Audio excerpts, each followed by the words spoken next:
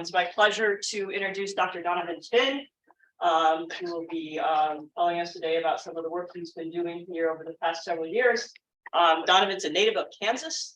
He earned his undergraduate degree at the University of Kansas, and then went on to earn a master's of urban planning and then a PhD in urban and regional planning at the University of Illinois. He joined the Stony Brook faculty in 2010 as a lecturer, and at that point was teaching a 3-3 teaching load.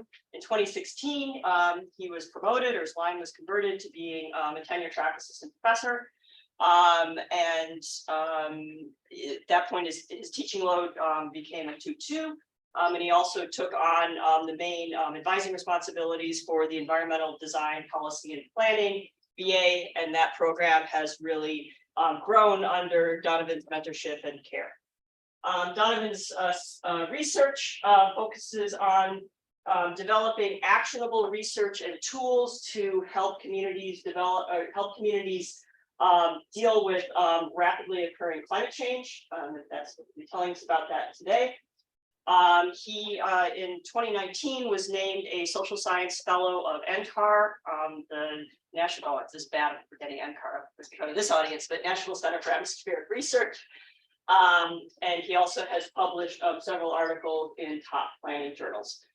Donovan has also prioritized engagement with and communication with the public, and that's happened through things he's involved with in his own neighborhood in Queens, through writing op-eds and making himself available for interviews. I was driving home from work last year listening to NPR and kind of was surprised and then not surprised that it was Donovan's voice coming over the radio, and it was the WSHU podcast Higher Ground, and they were taking some highlights of that and putting on like the regular primetime NPR slot.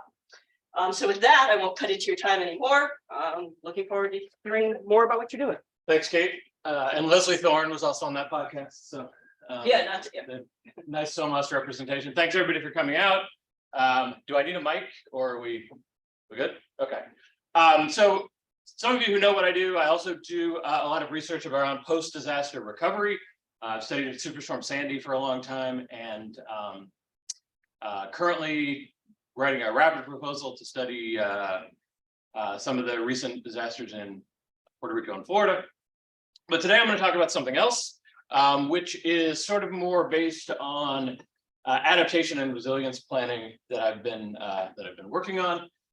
So I don't need to do this because Kate just did it for me. So thank you very much. For those of you who weren't paying attention, this is just a little overview about me. And before I also get started, I just want to thank all the work you're going to see today has been funded by NCAR, the U.S. Department of Energy, and the Lincoln Institute of Land Policy. And I have a bunch of collaborators, specifically those listed here, but really a bunch more that have been really key to this work. But those are some of the key ones, both within SoMAS as well as Michaela Garrison, who for some reason I forgot to write NASA on there. I thought I did write it actually. It's making me hope I didn't upload the wrong version to Mark now, but we'll see how it goes. Anyway, Michaela was an MS student at the University of Oregon when I was working with her through the NCAR Innovator Program, and she is now at the NASA Goddard. Okay, so very quickly today, I'm going to talk to you a little bit about what urban planning is, because this is not a room full of urban planners. So maybe you'll be wondering when we get on later in the presentation why or what I'm talking about. So I'll give you a little quick background on that. The role of climate science in urban planning. So I'm an urban planner, but I'm in a school of marine and atmospheric sciences, and it makes a lot of sense, I think, for me, to try to find useful interface and collaboration across those fields. So that's something I've been working on, particularly with Dr. Reed for the last few years, but also through this NCAR fellowship and other efforts. So I'll talk briefly about sort of a sector of my research that really is focused on kind of three questions. What is the role of climate science in planning? What do we know about how planners are or are not using climate science in planning? And then how can we improve the use of climate science in planning? So for 2, 3, and 4, I can give you a quick preview. It's needs to be a lot more for number 2. We're not using it very much for part 3, and we're working on it for part 4. So that's a preview of the presentation for you. All right, so briefly, I think about urban planning all the time. My kids think about urban planning all the time now because I think about it and talk about it all the time, but you all probably don't. So just briefly, here's a too long, but you can read it and I won't talk about it. Explanation of what planning is from the American Planning Association website. But the key thing to think about is that planners are municipal employees for the most part, sometimes consultants, and their role is to try to make the world a better place, specifically through the spatial organization of the communities we live in. And it's much broader than that, and it's much more complicated than that, but this idea of fitting things together like the pieces of a puzzle, right? Housing and infrastructure and open space and parks and transportation networks and all of those things. That's planning, right? And so thinking about the spatial structure of our communities, cities, towns, villages, counties, you name it, and trying to make them the most sustainable, equitable, vibrant places. Okay. Additionally, planning combines technical analysis, and my new students in our program are always interested. I showed them a couple of videos at the very beginning of the semester and asked them to write a response, and they always say, oh my God, I didn't realize people were involved in planning so much. I thought it was just somebody sitting at a computer or a drafting table and just like, designing things. Planning is very much about finding community consensus and then finding ways to move forward with spending, setting policy, spending money, those kind of things. And planning, the argument goes, is that without it, we risk merely stumbling upon whatever future is coming without trying to actively achieve the desirable futures or avoid the undesirable futures, right? If we're not planning, we're just sitting back and seeing what happens. Additionally, as Kate mentioned, to my mind, planning research is inherently action-oriented. Planning, the majority of people who study urban planning get a master's degree only, then they go on and they work in the field as planners. It's almost, but not totally, a prerequisite for getting many jobs in planning. PhDs are much more rare, pretty much only people who teach or think tanks, those kind of things. So the Masters of Urban Planning is really the kind of typically the credential that folks get as a planner. And those folks go out and do planning, right? So planning research, well, we want to understand how the world works. We also want to understand how the world works so that we can apply it for and help planners make the world a better place. So it's a very action-oriented type of scholarship. What do planners do? They write plans, they make plans, documents to sort of guide the vision that, go from now to some vision of the future over 10, 15, 20 years, whatever it is. They develop projects from seawalls to transportation networks to housing developments, whatever it is. Planners have a role in shaping those sort of physical things that happen within our communities, either by coming up with the idea, shepherding an idea that comes from the private sector, shaping it, et cetera, as well as establishing the policies, regulations, rules, incentives like zoning, subdivision review, and other things that guide private sector development. This is New York City's zoning code. You could spend a lifetime trying to figure it out. That's for just a few blocks, but this is the technical side of the plan. So my goal with the work I've been doing with Kevin and with a few other folks is trying to make complex climate data more useful and usable. And those are not necessarily the same thing, but maybe we'll talk about that. For planning tasks like participatory goal setting, so making plans, educating the public about what the future might hold, and doing sort of more technical risk analysis and benefit cost analysis to figure out which strategies or actions, plans, policies make the most sense.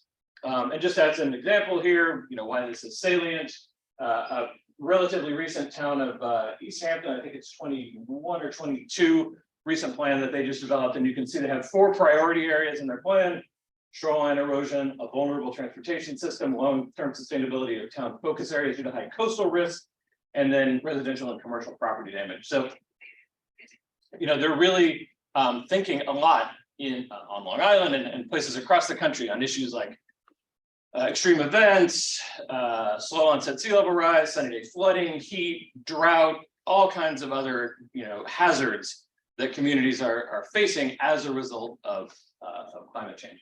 And so one of the things I'm interested in particularly is how do we bring the expertise that's generated in this room and other places, in this building and other places, and move that into the planner's toolkit. Here's just another example, Massive Beach, where I'm doing some work with Ali Farazada, who's faculty member here in engineering. And Massive Beach also facing a lot of flooding risks and other things. So there's even right here on Long Island, perhaps especially right here on Long Island, these issues are very salient, as well as nationally and even globally. Okay, so that's the role, that's what is planning, and hopefully that gives you a little bit of context for what I'm about to talk about next. So the next thing I want to talk about is the role of climate science in planning. Why should planners use climate science? One reason is NOAA has been collecting data for a decade or more now about billion-dollar weather and climate-related disasters in the United States, and the map gets more crowded every year. So this is 2021. You can go back on their website and look, and there's more and more events that cost over $1 billion every year. Interestingly, in the United States, while costs for disasters, we don't call them natural disasters anymore, for disasters are going up, loss of life has tended to be, we have a lot more methods now for predicting and projecting what's going to happen, but it's really property and livelihoods and people's, sort of lived experience that's really at risk as much or more in many cases than actual lives these days. And so planning is really central to both trying to avoid, well, if we want to try to slow climate change, then planning is important. If we want to protect against disasters that do happen, planning is important. And when we need to rebuild after them, planning is important. Right? So planning is important in all of these roles. Just as an example here, this is from this organization CDP Worldwide from a couple of years ago, finding that 98% of the 187 cities in the US that they polled, 98% felt that they were facing some kind of climate risk, but only about 60% had undertaken any kind of risk and vulnerability assessment. And even, a relatively small number have emission targets, targets aligned to trying to reduce warming to 1.5 degrees Celsius. So a lot of work that still needs to be done on the mitigation side. And I just love this, this example for a number of reasons. I was in Boulder in 2019 about to give a seminar at NCAR, and I walked into the building and I picked up the Daily Camera, which is the free daily newspaper. And literally on the front page was an article about what I was about to talk about, talking about how the city of Boulder in the summer of 2019 threw out their 5-year-old climate action plan that they had spent a significant amount of time, money, and effort to develop, because as their senior sustainability advisor said, the plans we developed based on the science that was the best we had in 2014 are now out of date and our actions are insufficient. This plan was supposed to guide their actions related to climate adaptation for the next 20 years. And after 5 years, they were like, it's already outdated. Like, we've already gotten there. So they threw it out. And I just find it a particularly poignant example of some of the stuff I'm going to talk about. And you don't have to look very far, right? Just a few days ago, we saw all the devastation in Florida from Ian, and before that in Puerto Rico, we saw all the damage there. So, these issues of climate change, of disasters that are tied to climate change are becoming more and more salient. And again, some planner was involved in okaying whatever got built here, and it probably could have been better based on what happened, right? It probably could have been more resilient. It probably could have been, things could have changed. And now planners are going to be heavily involved in the rebuilding of whatever happens here, whether it's nothing exactly what it was before or something new, planners will be involved. And again, you don't have to look far. You don't have to look far at all to kind of see where the press and others are increasingly tying climate change induced hazards to planning, either in the pre-mitigation or the post-recovery sense.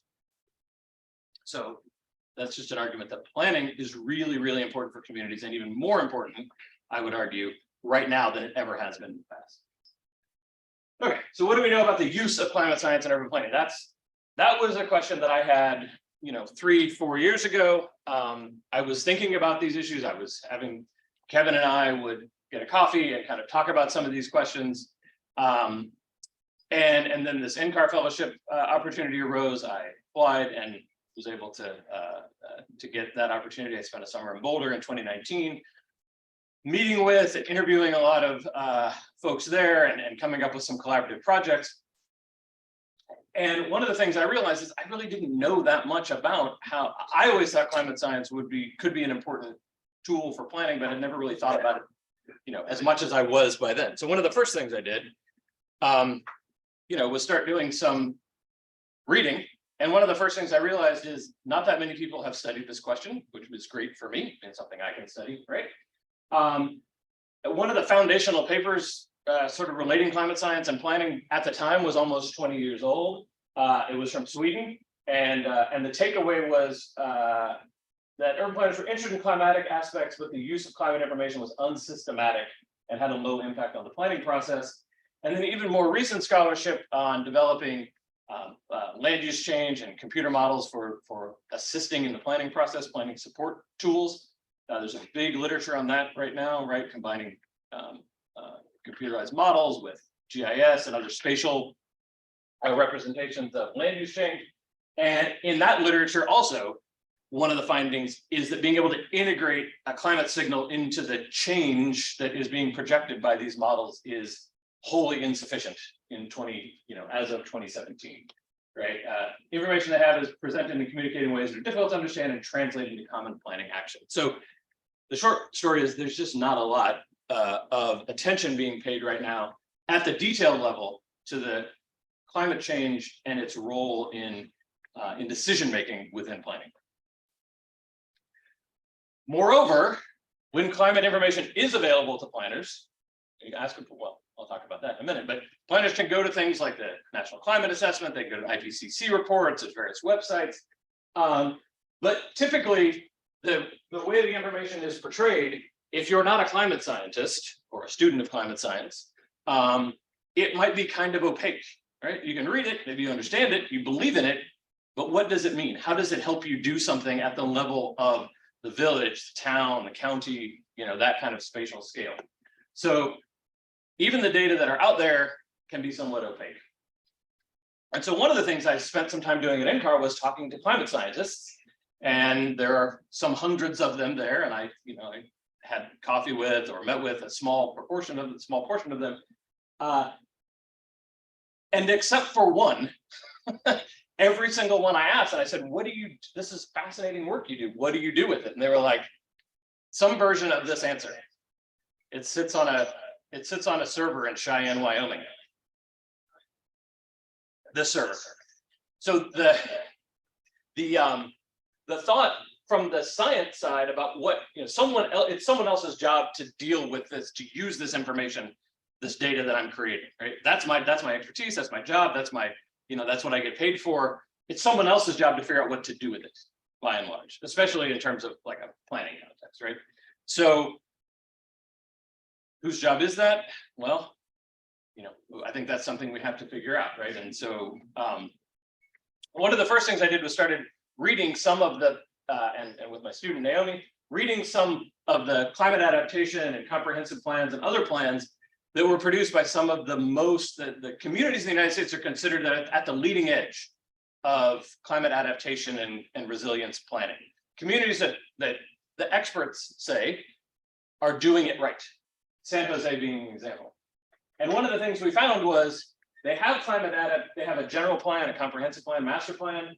It mentions climate change 12 times, but there's no real discussion of a fact base of what that means, like what's the historical trends for climate, what are the projections, what are the real impacts. It's just climate change, it's taken as we're saying we believe in climate change and we're going to do something about climate change, so we're going to, right? And there's not really much nuance to it.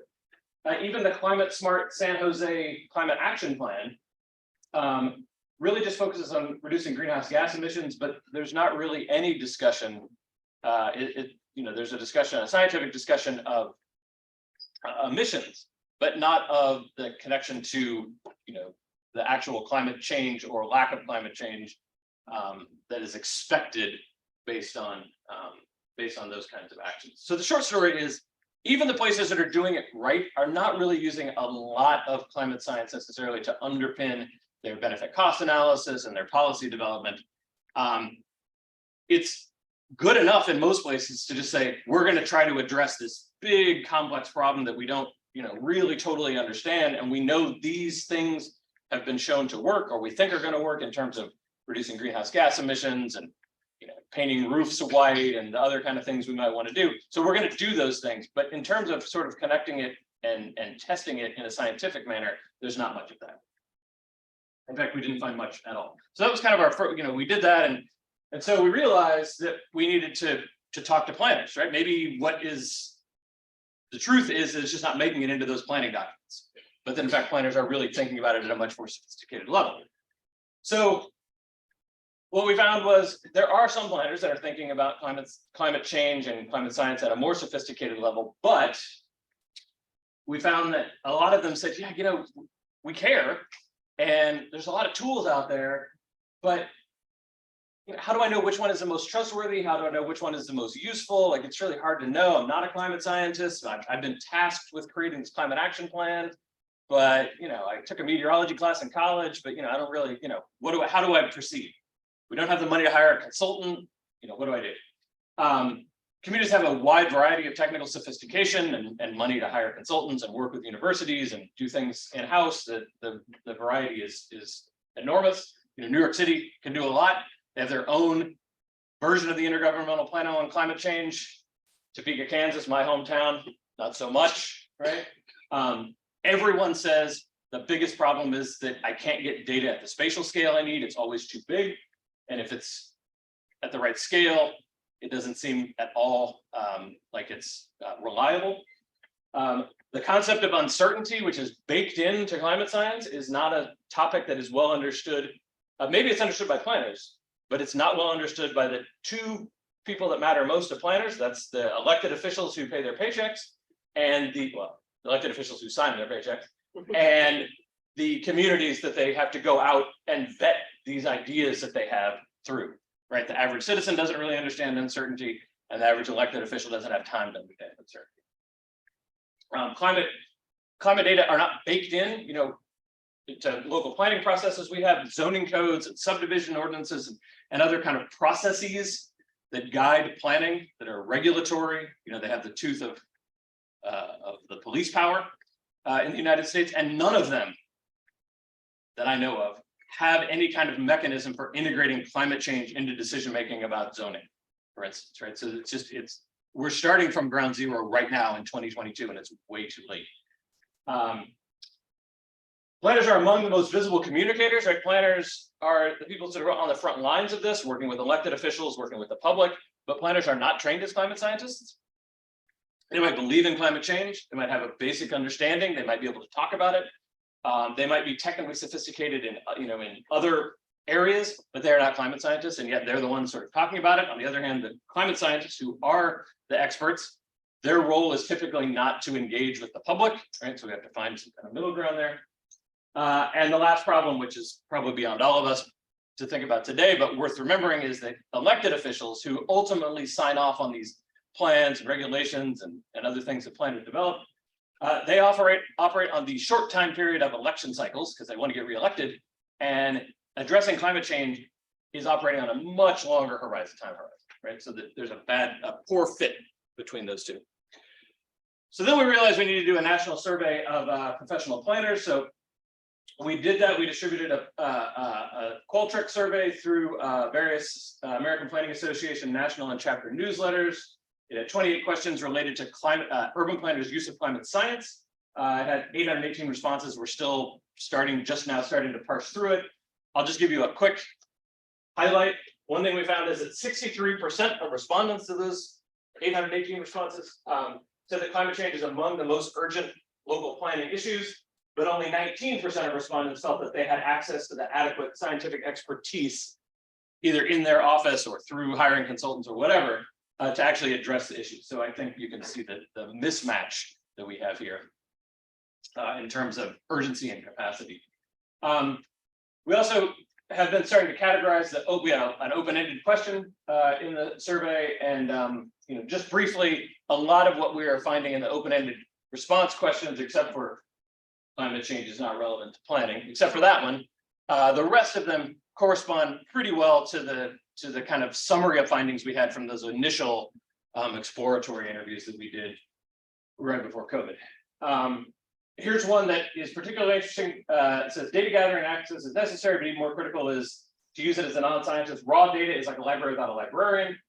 But then another respondent said the only real valuable data are local data, and even if you decide to produce more data, raw is always better. So the short answer is it's complicated, right? Some communities are going to need a certain kind of product from climate scientists to be able to use it better in their work, and other places are going to need a different kind. And so we have to come up with a suite of tools to be able to do that. Another person said climate scientists may need to develop their community organizing and communication skills if they want to reach the less engaged public and move them to action. Notice they didn't say planners need to learn more about climate science. They put it on the scientists, right? And said scientists need to do better. So again, there's kind of a mismatch there because which one of those is more likely to happen?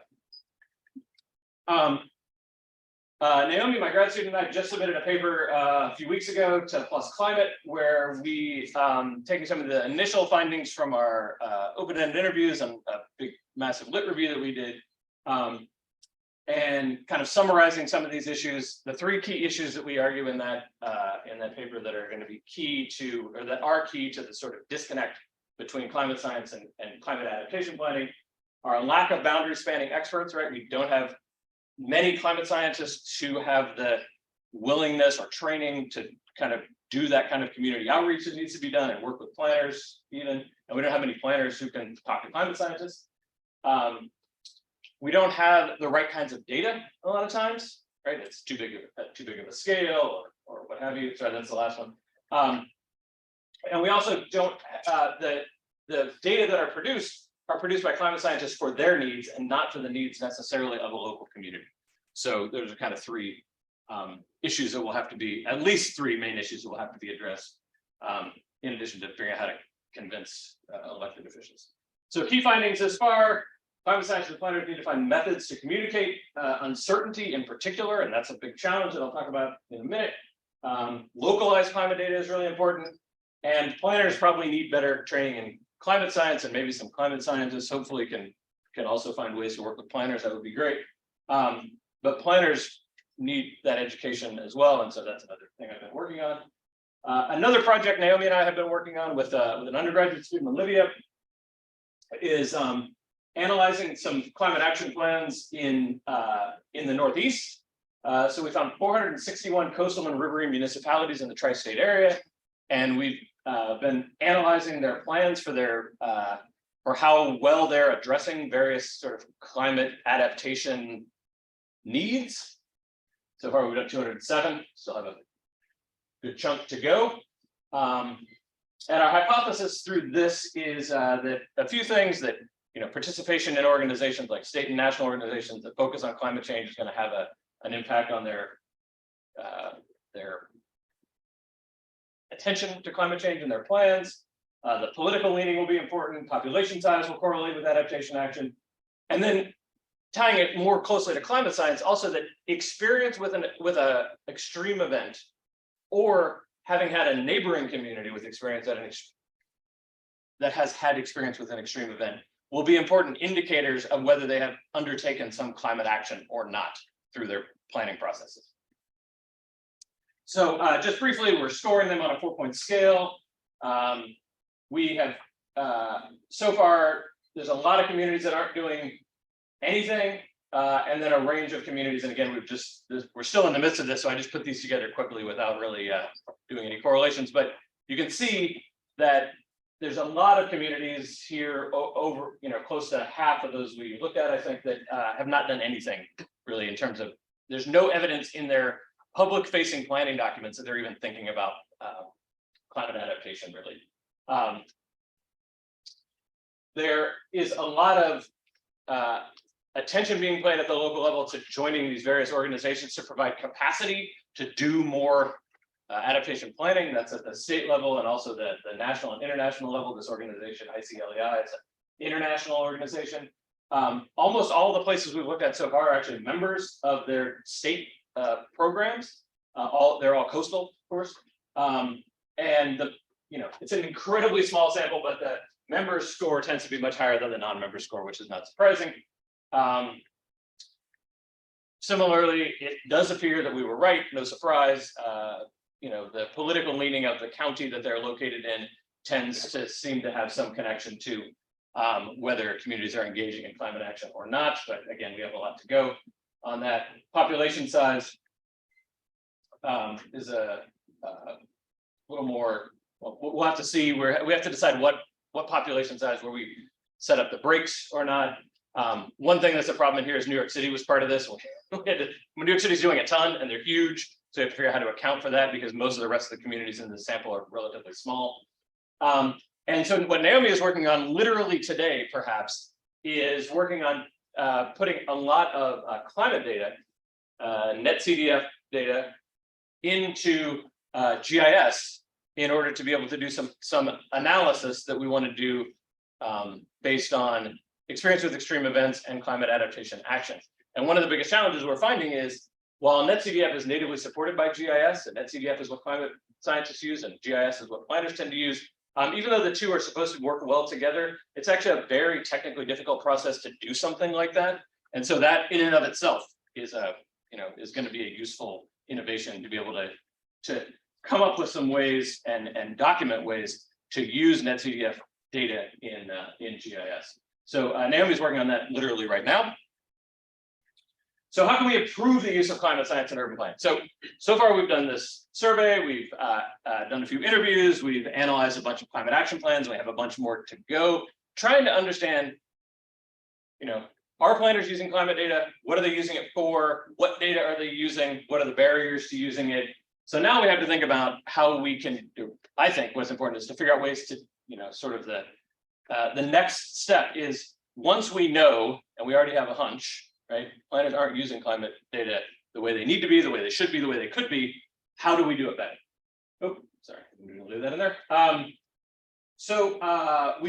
just recently published a paper with Ellie, working paper with Ellie Evans, who's a recent MCP graduate, and Dr. Reed, published by the working paper for the Lincoln Institute of Land Policy.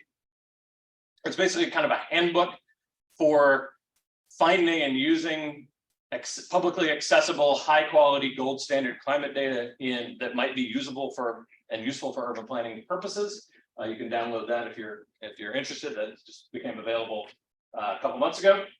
But the other thing I want to talk about is this work we've been doing to combine climate data with an approach that is also emergent within planning. So the idea of using climate data in planning is relatively new. I don't want to say cutting edge maybe, but I might feel that it is, but it's a relatively new development, realizing, oh my God, there's all this data out there that we're not using, and maybe it can help us do what we're doing better. So combining that with an emergent in the last 15, 20 years or so kind of concept within planning about how to actually do planning better on the ground. It's called scenario planning. And the idea of scenario planning, very briefly, and we could spend a long time on this, is here we are today, and we're going to use some process of community engagement and analysis and forecasting and other things, and we're going to come up with some possible futures for our community. They might be desirable, they might be undesirable.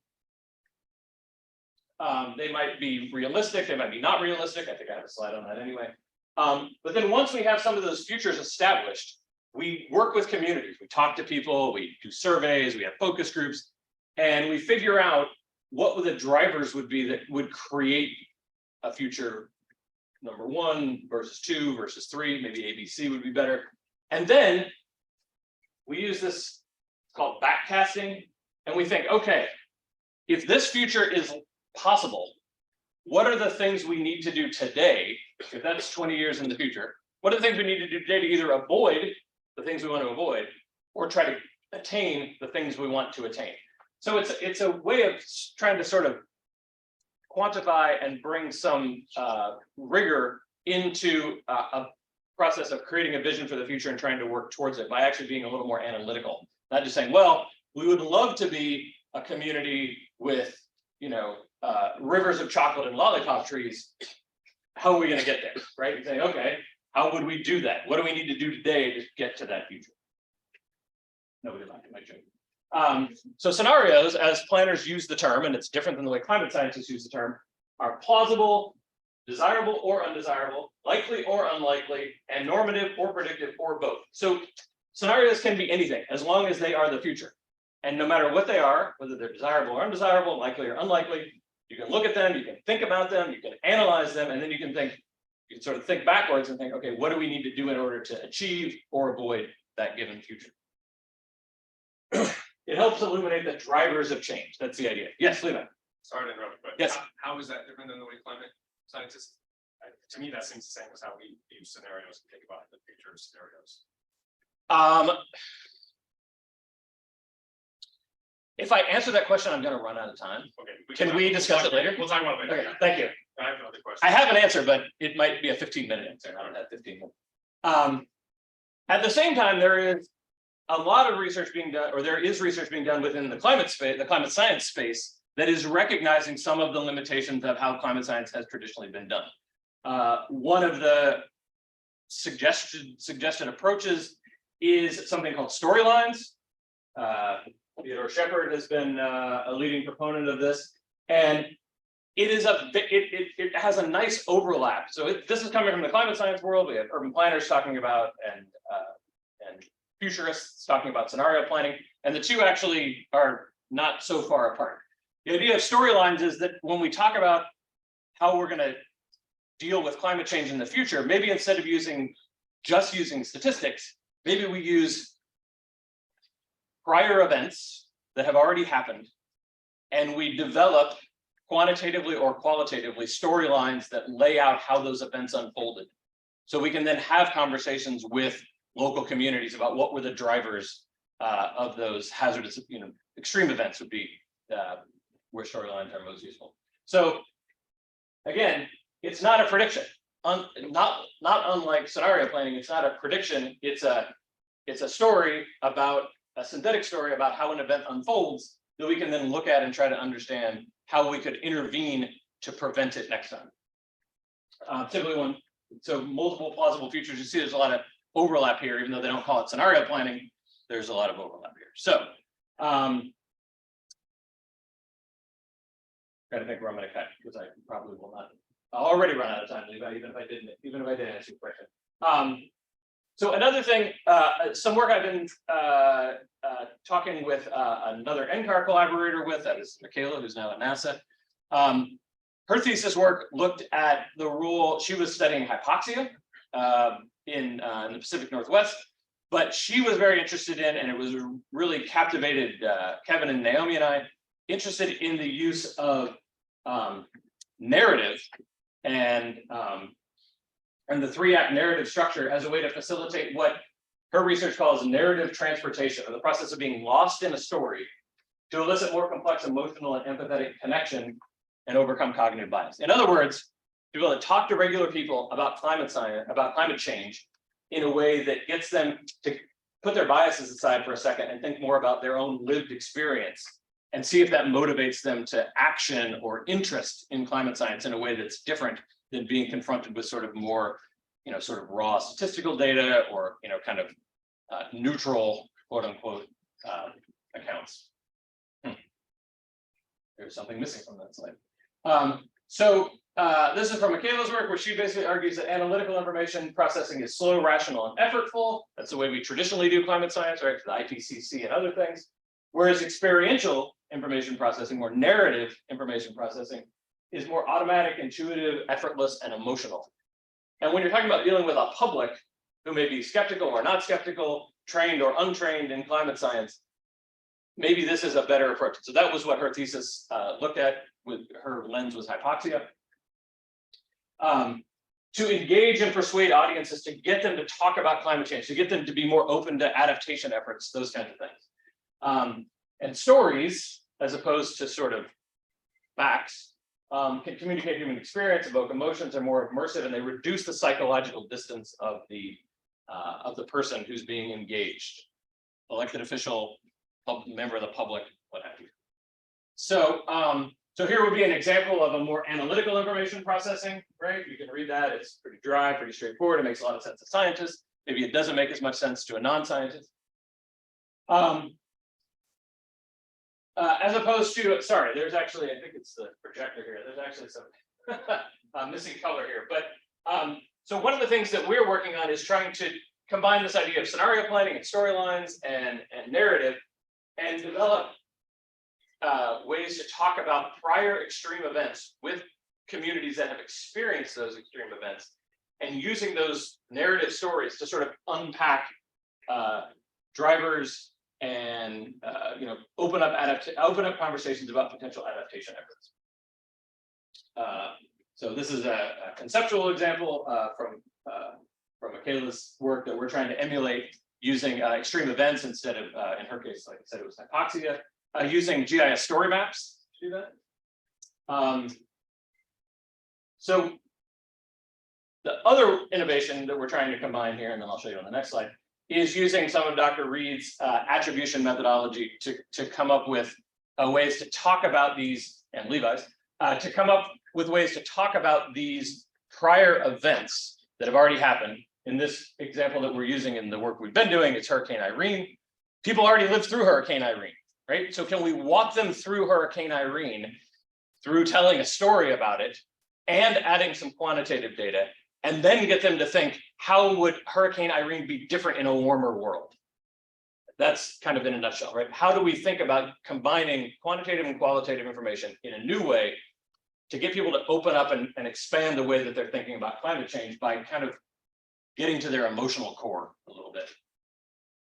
So these are the four things we're trying to combine: the storylines, exploratory scenario planning, analytical and experiential information processing, and climate change attribution science. Kind of bring all of these various strands together and trying to create some kind of product that planners could use to try to do this work better, to engage the public, engage elected officials, maybe even do cost benefit analysis, et cetera.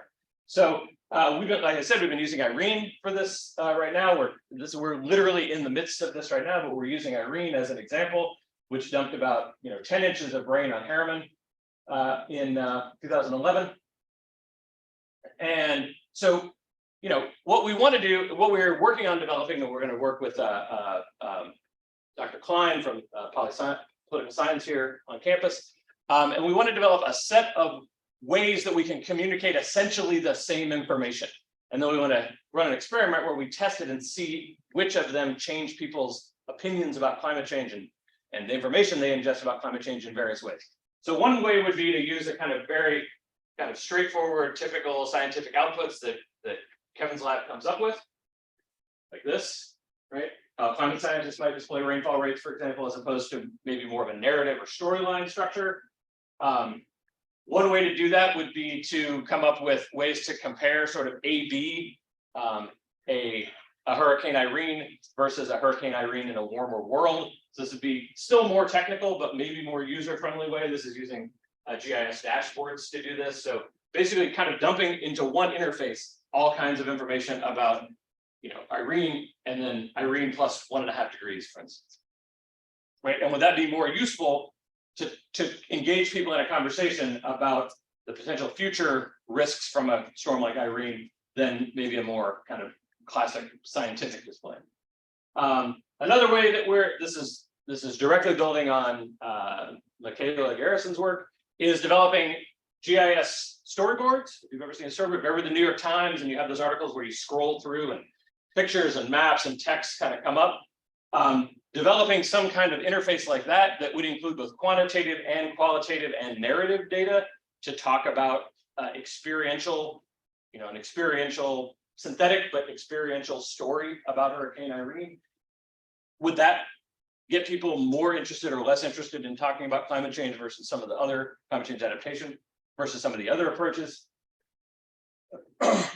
And so really what we're trying to do here is we're trying to come up with a suite of approaches to relay to planners and the regular people planners deal with, elected officials, citizens, et cetera, to come up with some better ways using scenario planning, the storyline approach, sophisticated climate modeling, and this kind of narrative transformation. Can we combine all of those things and come up with a suite of tools that might work better for doing the kind of interfacing with the public that planners don't really have the tools to do right now? And so we're coming up with these, we're developing these, and then the next step, which I have a slide on, I think, will be to test them and see, is our hunch correct? I'll just mention briefly, we also have another publication with the Lincoln Institute about some of this work that came out also in August, doing a a webinar with the American Planning Association on Halloween, where I'll be talking about the use of climate data and storylines in scenario planning for hazard mitigation. And then, as I said, our future work, we want to continue to refine these tools. They're just like beta right now. Have some focus groups to test and refine them.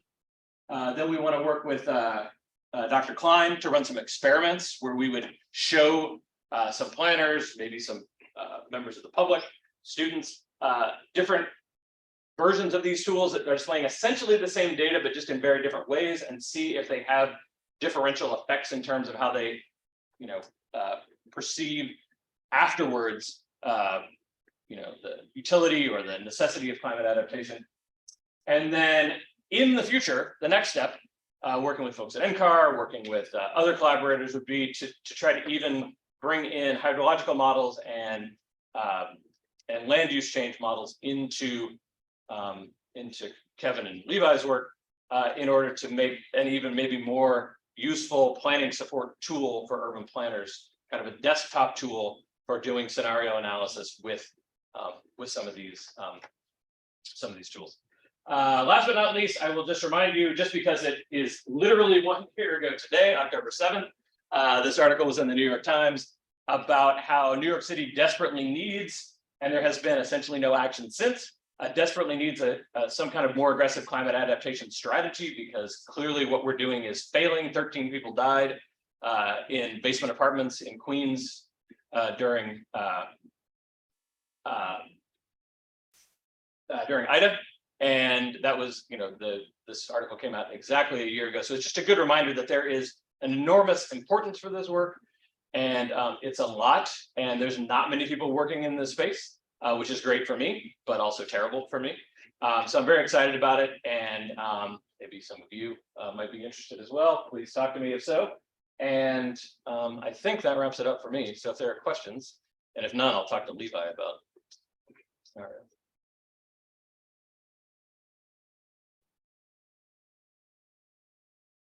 No, I threw a lot at you. Yes, sir. Well, I have a ton of questions. I'll start with one. So I'm intrigued by the need for useful, manageable information by non-climate scientists, and your partnership with NCAR, which is a huge potential asset because they belong to you and you own them. If you ask, forcefully enough. It also strikes me that climate change impacts are all about extreme events.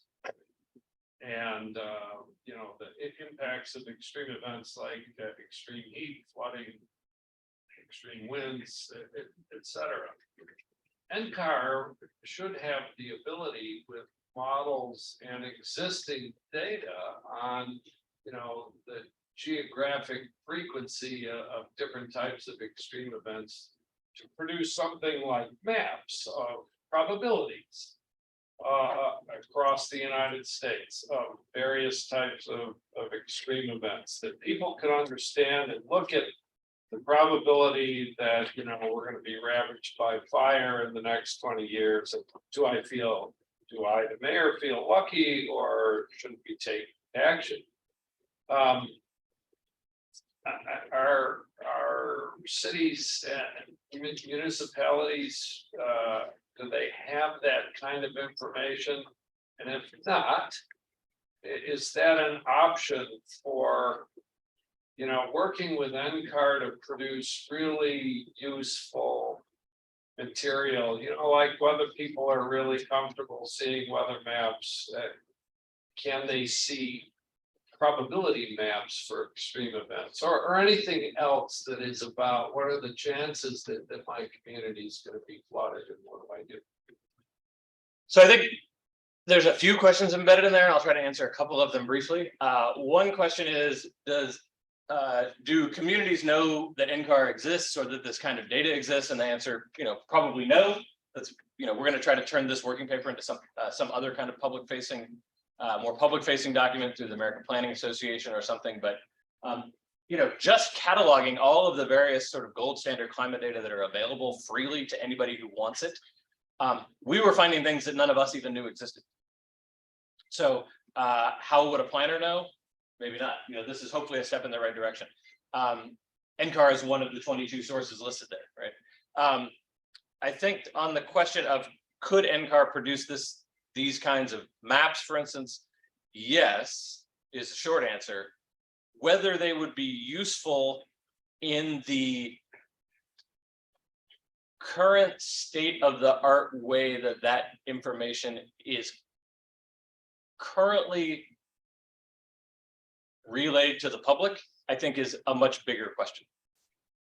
Or I know is a much bigger question, because I've had people tell me, I know there's a lot of information out there, but it doesn't help me, right? So part of it is not just, is there information? Can you make a map out of it? Can you make it publicly accessible? It's got to be the right map. It's got to have the right information. It's got to be at the right scale. And then the whole question of uncertainty and probabilities are just very difficult to communicate to the average person. So they're just is more complex than it might seem on the surface, I think is the short answer, but we can do it. We just need to put the effort towards it, and not that much effort has been doing it. But there are organizations, Climate Central, for instance, has been doing a lot of work with sea level rise, for instance, to try to make a much more user-friendly tool understandable to a quote unquote average person, right? So it can be done. Just a follow-up comment, people are quite familiar with and totally comfortable with dealing with low probability disasters, right? We all have fire insurance for our home. Right, and it's all based on protecting yourself from an extraordinarily low probability event. I don't know if that's actually true. But Fair. I would like to say, I think that the storyline idea is a great idea, because to me, I've been spending a lot of time on Cape Cod. And the thing that gets your attention is when the house across the cape falls into the ocean because of beach erosion. That gets people's attention, and that's a story. You know, people are very good at it. I mean, they may worry about car insurance or fire insurance, but that's probably because they're forced to.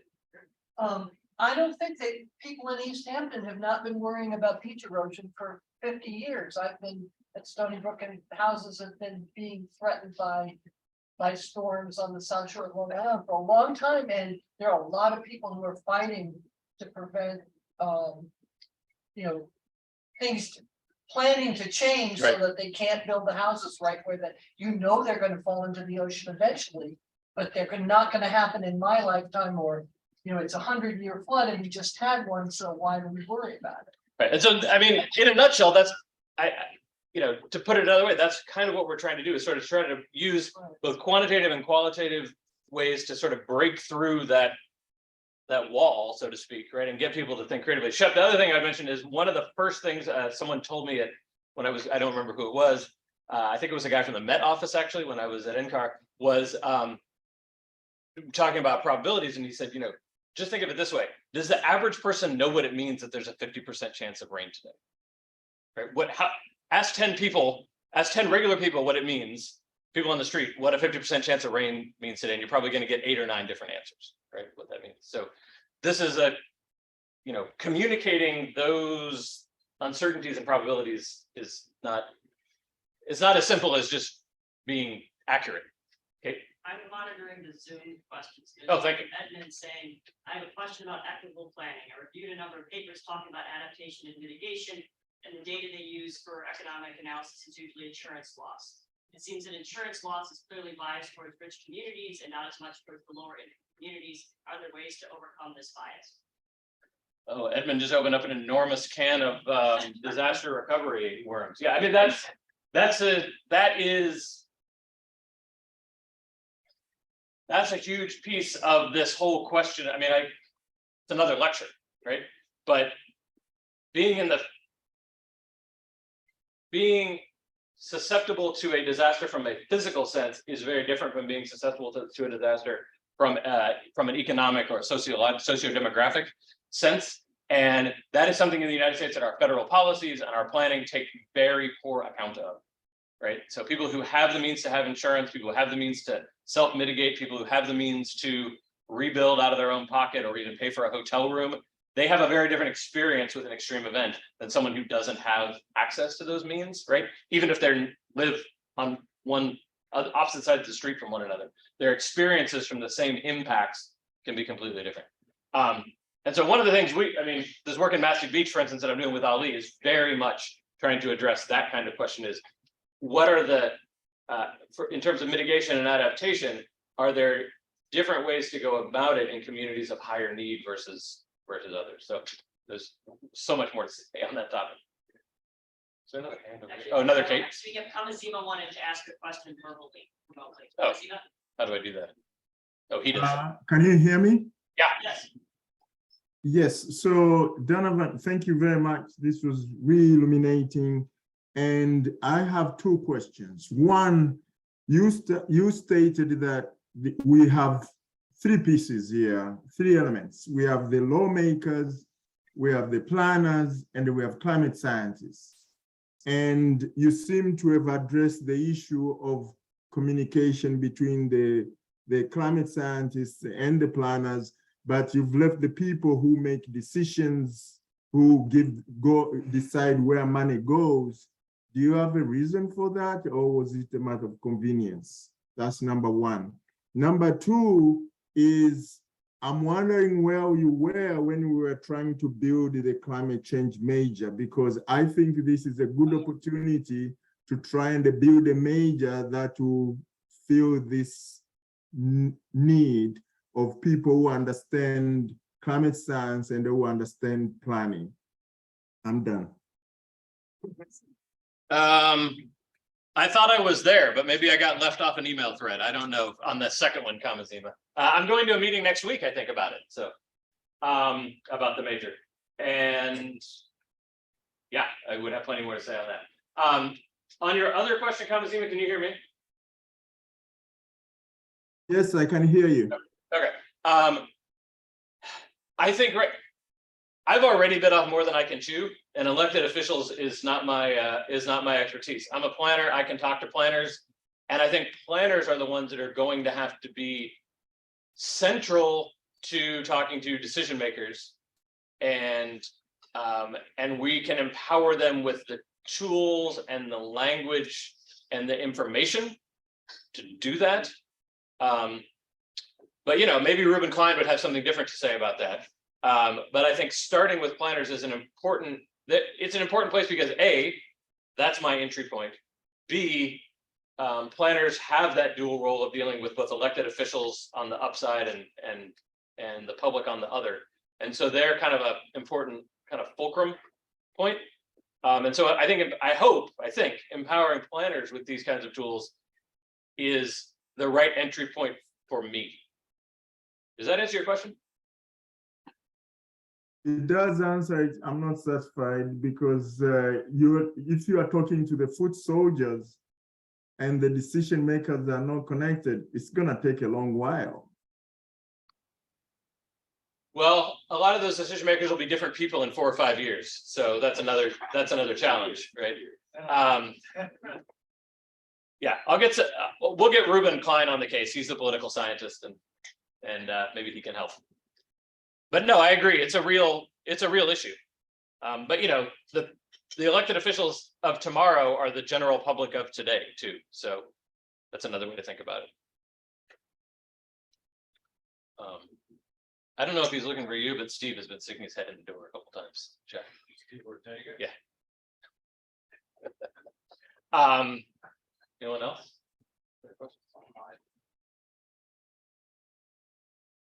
Leah. Yes. Sorry, I just wanted, if there's students to ask first, because we can talk at one, but. I have 2 questions. Sure. My first question, you were talking about local data. And I was wondering if that's a question that's like more related to like computational resources for climate models, like increasing our resolutions to make sure that we're like having data that's more, I mean, I guess that's also a bit of a, there's like uncertainty issue if you start increasing resolution, but like regardless, like, are you talking about more like reanalysis data or like more climate model data when you talk about local data? And then my second one as well, or should I? Let me just answer that one briefly. I think you answered your own question. Okay. I'm not a climate modeler, but my understanding, there's one behind you, is downscale data is computationally and thus time and money expensive, complicated and expensive. And B, there's just a lot more uncertainty, right? So if you're talking about the scale of a neighborhood sometimes, where that's the scale that planners deal with sometimes, right? One neighborhood, a couple thousand people, a couple thousand homes. At that scale, or even the scale of a city or a county, right? At that level, again, my understanding is the computational needs and the uncertainty are both so high that we have to find a better balance. I mean, you can get good data that we can afford to create at scales that planners don't necessarily think is the most useful. So what we're trying to do is figure out a way to kind of get past that hurdle a little bit without getting into the question you're talking about of really and I don't know enough about downscale climate data to be able to talk about it, but that's my understanding. Somewhat accurate, Levi? And my second question, which is more like your opinion question, is climate tech has been on the rise. I feel like for the past few years, and there's a lot of companies right now that focus on trying to build that bridge between climate science and consulting, being that interface. But of course, they're charging money for that service. And I was wondering what your thoughts were on having open source work that's done to kind of connect that bridge.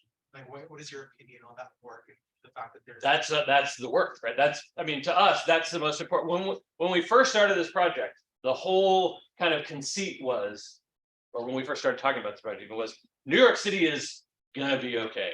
San Francisco, they'll figure out ways to come up with what they need.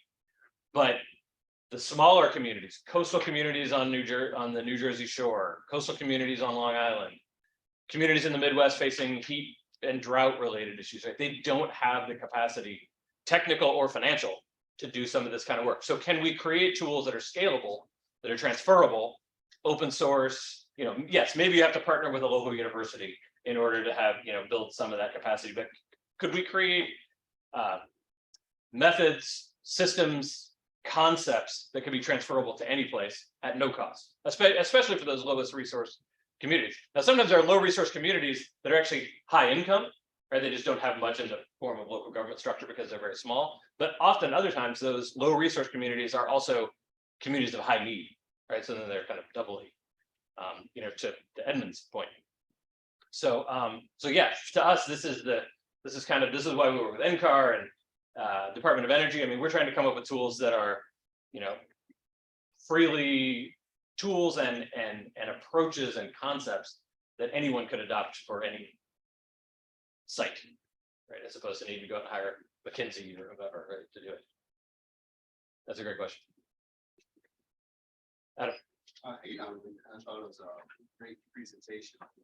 I'm wondering, in your own experience with dealing with that political spirit, the politicians tended to maybe have a tension between how they understand resiliency and adaptation.